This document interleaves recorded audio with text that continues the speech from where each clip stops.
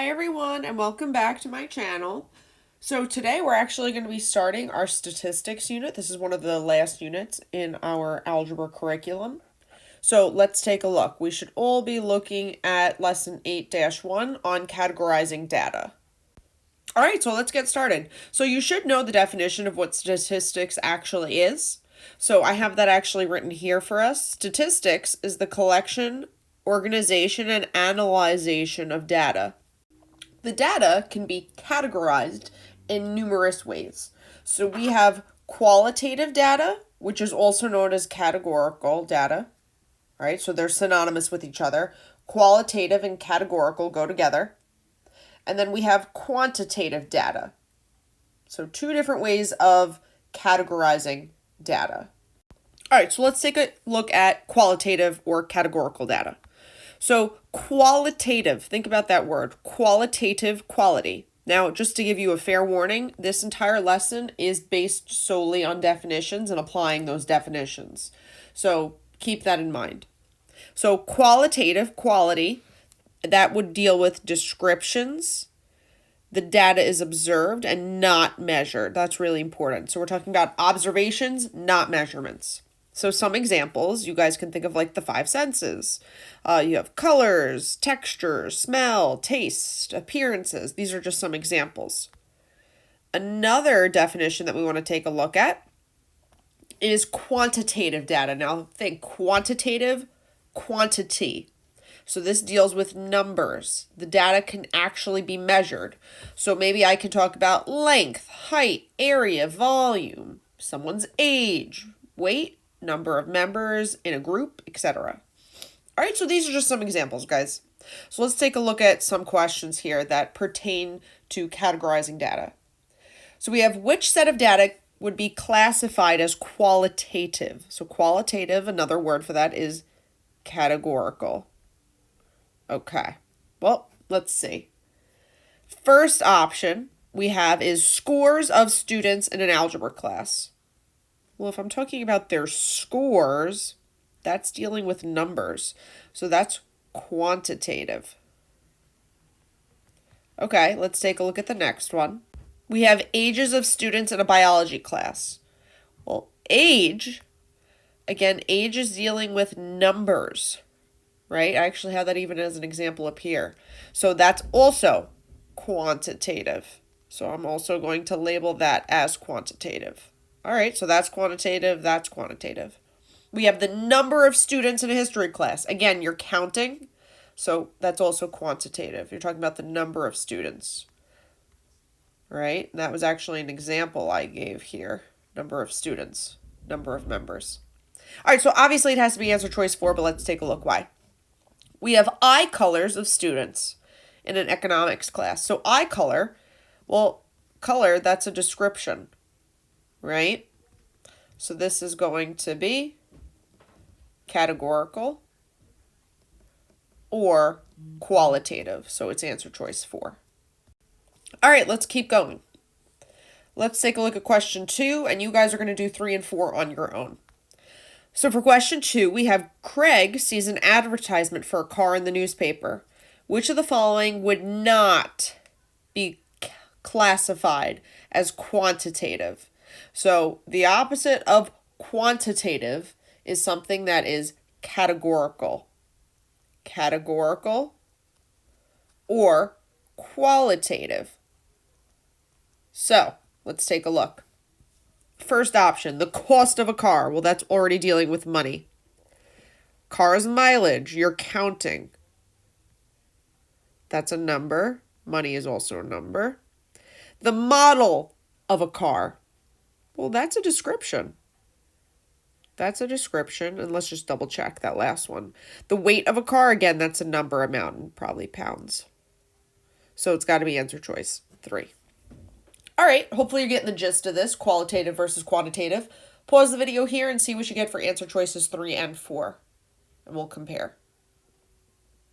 All right, so hopefully you got the same thing as me. For question 3, we're talking about boys wearing shorts. So that's a description.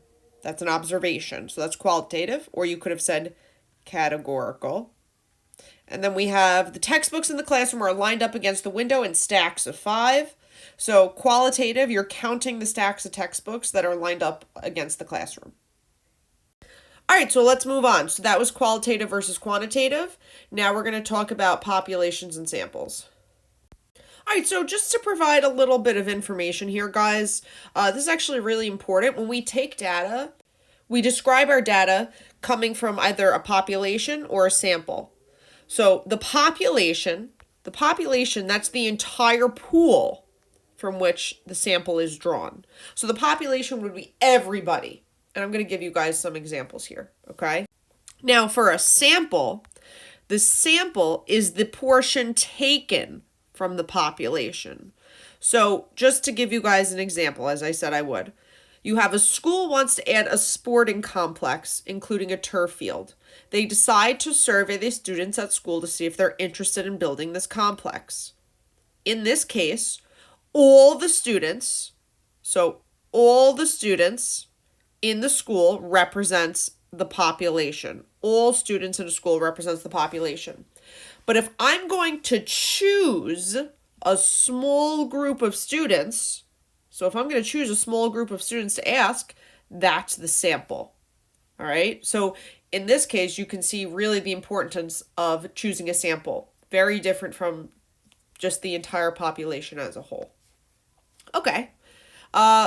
Really quick, what I have bolded for you here, I'll just read out loud. We have every member of the population must have an equal chance of being selected. So in order to be considered a unbiased, which I'm going to get to right now, study, every single person has to have an equal chance of being chosen. It can't just be the females are more likely to be chosen, or the males are more likely to be chosen, or people with red hair versus brown hair, etc. Okay? Everything has to be equal in order for every member of the population to be considered in a random sample. Now, you heard me refer to that word bias or versus unbiased. So that's actually what we're going to talk about right now. So bias, you want to think of the word bias as something that is unfair. That's unfair. Bias is unfair. Unbiased means it's fair. Okay? So, bias sampling, that's choosing a sample in such a way. So, bias sampling is choosing a sample in such a way that there is an unequal chance of each member of the population having an equal chance of being selected. So that would be unfair. That would be unfair to rig a survey such that you are only selecting certain people to be a part of it. So think of bias as unfair. Unbiased is something that's fair. So unbiased sampling, we're choosing a sample in such a way that there is an equal chance of every member in the population having an equal chance of being selected. Okay, so we're going to take a look at some examples here, but keep that in mind. I know it's kind of counterintuitive, but bias is unfair, and then unbiased is something that's fair. So for the first example, we have the sample of boys' football team would be biased because why? Why would sampling the boys' football team be biased? And that pertains to our situation from up above. So sampling the boys' football team from this example, where the school wants to add a sporting complex. So that's actually pretty important. The school wants to add a sporting complex, and we're only going to ask the boys' football team. Why is that unfair? Think about it. All right, you think you got it? Let's see if our responses kind of line up together. All right, so I said the sampling of the boys' football team would be unfair, biased, because they're on the sports team and they're more likely to want a new turf field, as that would benefit them. That's the team that's the sport that they play, so that would be beneficial to the entire team. Okay, let's take a look at now the next example. Again, this is all pertaining to the question from up top. So this pertains to the scenario from up top. So we have the sample of every 10th person is selected from an alphabetical list of students would be unbiased because. So I want to know why it would be fair. Why would it be fair to sample every 10th person selected from an alphabetical list of students to see about surveying students on having a turf field added to a sports complex? So again, it pertains to this situation up top. So give it a few seconds, think about it, and write down what you think, and let's see if our responses compare closely. All right, you think you got it? So what did you say as to why sampling every 10th person from a list that's alphabetically ordered would be fair on surveying the population on adding a new sports complex with a turf field? All right, so my answer was, this is random. This is not specific to any audience. The other example here, this was specific to a sports team, right? We were talking about the football team. Whereas this is saying every 10th person, that's random. You are collecting data by random sampling. That is perfect. That is exactly what you want for a fair survey to be conducted. All right, so let's take a look at some examples. So for practice, we have a school wants to add a co-ed soccer team. To determine the student interest in the program, a survey is going to be taken. In order to get an unbiased sample, which group should the school survey? So remember, unbiased, I'm looking for something that's going to be fair. There's no specific audience being targeted, knowing that you're either choosing it directly in favor of people that would be interested in a co-ed soccer program. So let's take a look at the answer choices. So first one, we have every third student entering the building. That seems pretty random to me. That's pretty random. It's just every third student that comes into the building. Okay, well, let's just make sure the other answer choices aren't as good as this one. We have every member on the varsity football team. Well, again, you're asking sports people if they want to add a co-ed soccer program. This is sports related, so this is unfair. Okay, let's take a look at the next one. This is bias. We have every member in Mrs. Zimmer's drama class. Well, again, you're asking only drama students. So whether drama students are involved in sports or not, you're asking only a specific population again. Not random. So again, that's bias. All right. We have every student having a second period French class. Well, again, same exact situation as the third choice. Second period French class, you're still asking people that are only in French classes. You're not getting the entire population of students. So answer choice 1 is your best answer. I want you guys to see if you can answer questions 2, 3, and 4. They're all pertaining to bias and unbiased. So answer questions 2, 3, and 4, remembering bias is something that is unfair. It is not random. And then unbiased is something that is fair. You've shown random sampling. So give questions 2, 3, and 4 a try. Pause the video here. All right, so check your answers for 2, 3, and 4. I'll scroll down, so maybe you want to pause the video here. So question 2, you should have gotten answer choice 2. For questions 3 and 4, the answer for 3 was biased. This is unfair. And then for question 4, this is unbiased. This would have been a fair sampling of data. Okay. And guys, if you have questions, always feel free to message me and ask, okay? That way I can go over any questions that you have pertaining to this stuff. All right, now let's take a look at univariate and bivariate data. Like I said before, this entire lesson is all definitions, so make sure you're writing this stuff down. All right, so univariate data versus bivariate data. So uni, think of like a unicycle. That means 1. So we're dealing with 1 variable here. Whereas bivariate data, bi, meaning bicycle, binomial, that means 2 variables. So for univariate data, so for univariate statistics, that's involving a single variable. So an example of that would be number of hours that a student studies. or number of hours spent at work. Whereas bivariate data has to involve two different variables. Two different things have to be going on. So we have two different variables. It can deal with causes or relationships. So an example would be now number of hours studied versus the final grade. So did studying more make your grade go up? Or did studying more make your grade go down? Like what happened there? You're comparing two different things. Whereas the univariate data here was, I'm just saying, number of hours studied. That is one variable. All right, so let's take a look at some examples. And then again, you guys are going to practice and do some of these by yourselves. So for the first one, we have which situation should be analyzed using bivariate data. So I want two variables here. Not one, but two. All right, so the first one, we have Miss Celine keeps a list of the amount of time her daughter spends on her social studies homework. So she's just taking a list for the amount of time spent on homework. Well, I don't see two variables being talked about there. All right, let's take a look at answer choice 2. We have Mr. Benjamin tries to see if his students' shoe sizes are directly related to their heights.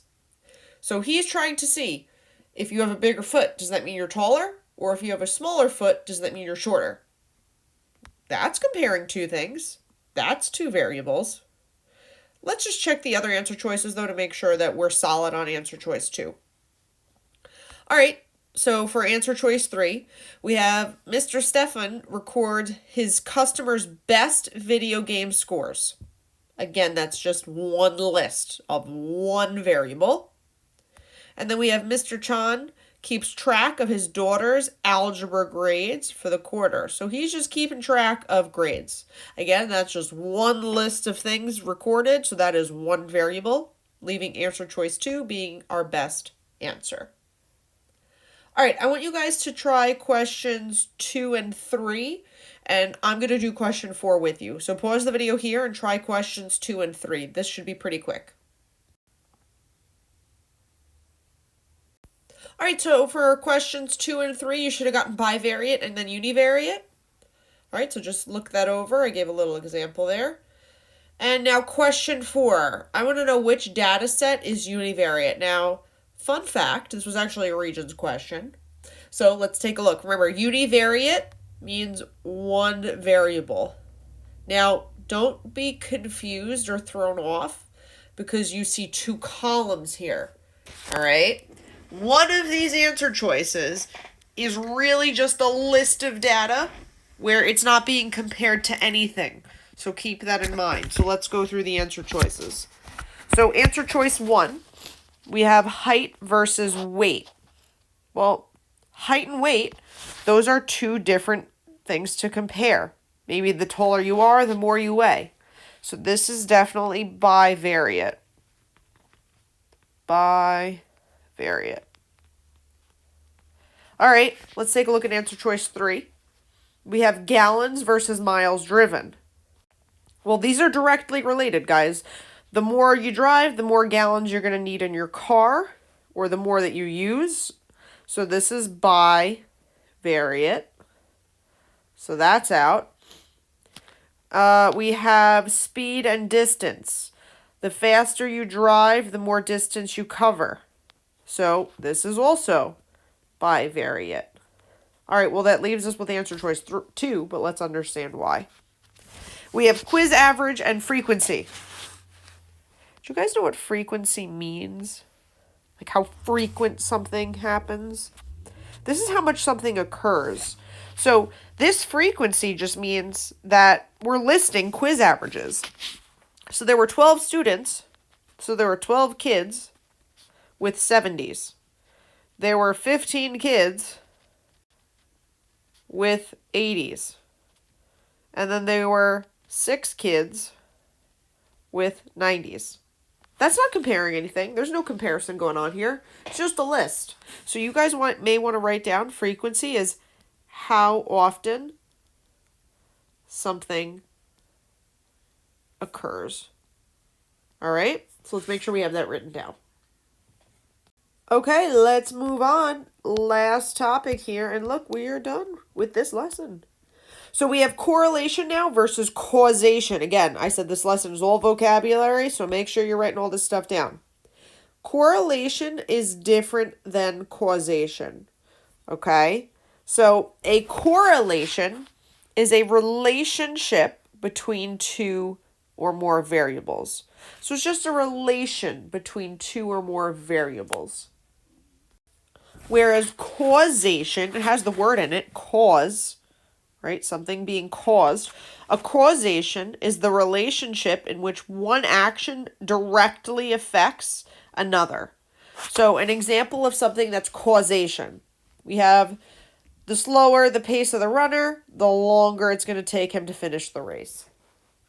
Another example of causation. The more papers that I print, the more ink that I use, right? The more paper you print, you're using more ink. Now, a correlation without any kind of causation, they're totally separate.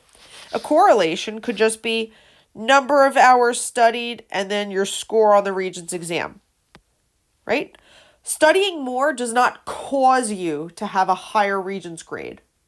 It could only help, but studying 20 hours does not imply your grade is going to go up higher than someone who only studied for 2 hours. Okay? So let's take a look at some examples. Now, one thing I do want us to note is that a causation implies correlation. So if something is already causation, it's by default correlated. But something that's correlated, correlation, does not imply causation. All right, and I'll explain a little bit more what this means, but make sure you have this written down. Causation implies correlation, but a correlation does not imply causation. Okay? So let's take a look. First example. We have which relationship is described as causal, meaning one directly causes the other to happen. Your height and intelligence. Well, being tall does not mean that you're smarter than someone who's shorter. So that makes no sense. That is not a causation. Shoe size and running speed. The bigger your shoe, the faster you run. No. That's not causation. The number of correct answers on a test and the test score. Well, the more answers I get right on a test, the higher my test score. So yeah, that's causation. And let's just take a look at answer choice 4. We have the number of students in a class and then the number of students with brown hair. They have nothing to do with each other. Students in a class and then students with brown hair have nothing to do with each other. That is not causation. So your answer choice is 3. All right, let's take a look at example 2, and you're going to do 3 and 4 on your own. Oh, yo. Alrighty, so for question 2, we have which situation describes a correlation that is not causal. So a correlation that is not causal. So just a relationship between two things. All right, well, let's take a look. The rooster crows and the sun rises. Well, that's definitely not causal, right? A rooster crowing does not mean the sun has to rise. So that is not causal. Okay, let's take a look at example 2 here for our answer choices. We have the more miles you drive, the more gas you need. Well, yes, that's definitely causal. The more I drive, the more gas I'm going to need. So this is definitely causal. Okay. Answer choice 3. The more powerful the microwave, the faster the food cooks. Yeah, if my microwave is pretty powerful, the food's going to cook a lot quicker. So that's true. And then answer choice 4. The faster the pace of the runner, the quicker the runner finishes. Also causal. If you're a quick runner, you're going to finish the race faster.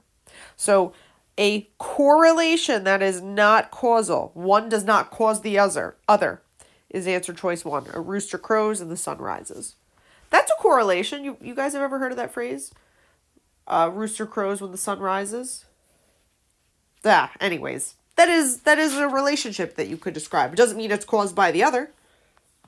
All right, and I want you guys to try answer choices, questions 3 and 4, and we are done. So read over questions 3 and 4. These are actually pretty important, both regions questions, so take a look. For question 3, I want to know which phrase best describes the relationship between the number of miles driven and then the amount of gas used. So I'm going to make myself a little chart here.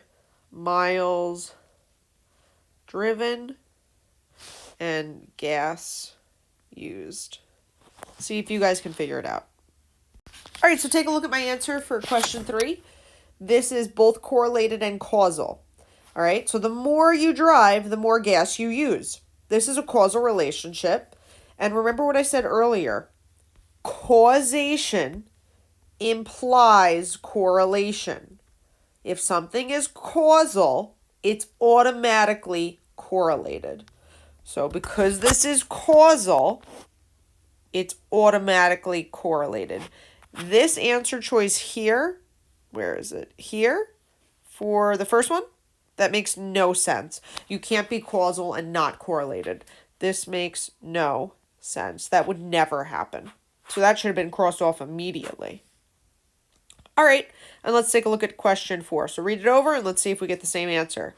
I have which phrase best describes the relationship between the number of cold, snowy days and the amount of hot chocolate sold at a ski resort. So we've got snowy days, sorry about that. And then we have hot chocolate sold. See if you can come up with a relationship. All right, and then lastly for question 4, guys, the relationship between snowy, cold days and then the amount of hot chocolate sold at a ski resort, this would be a positive linear relationship, right? The more cold days there are, the more likely you are to buy hot chocolate. Now, the reason why this is correlated and not causal, this is only correlated, not causal. The difference between this situation and the other one is snowy days does not mean I automatically have to have hot chocolate. You are not caused by the snow to drink hot chocolate. You're more likely to drink hot chocolate because it's snowing out, but that does not cause you to drink hot chocolate. So that's why it is not causal. So this is a correlation. It would be a positive correlation. The more snowy days there are, people are more likely to buy hot chocolate. Not caused. There is no causation here. Okay? Just because it's snowing doesn't mean you're going to go run out and buy hot chocolate. Like it's required. Not required. All right, guys. I hope you found this video helpful. Stay tuned for your next lesson. Hopefully you were able to keep up with all the vocabulary. I know there was a lot that we went through. All right, I'll talk to you all soon. Hope you have a great rest of the day.